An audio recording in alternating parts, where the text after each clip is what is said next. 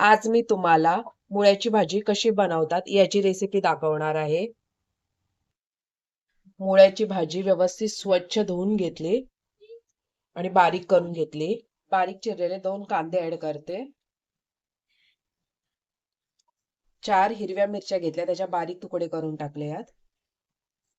ही तूर डाळ मी 1 तास भिजत ठेवलेली, ती पण यात मी थोडीशी ऍड करते. ऑप्शनल आहे, हे तुम्हाला हवे असल्यास घालू शकता, अदरवाईज नाही घातला तरी चालेल.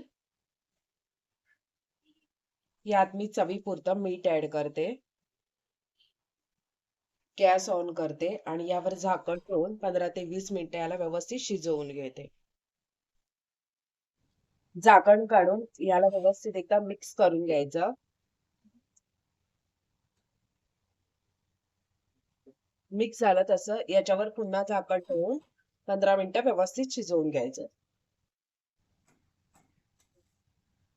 भाजी इथे शिजून आलेली आहे बऱ्यापैकी. यात मी हे खोबरं ऍड करते, किसून घेतलेलं. वरून थोडंसं तेल ऍड करते आणि हे सगळं व्यवस्थित मिक्स करून घेते.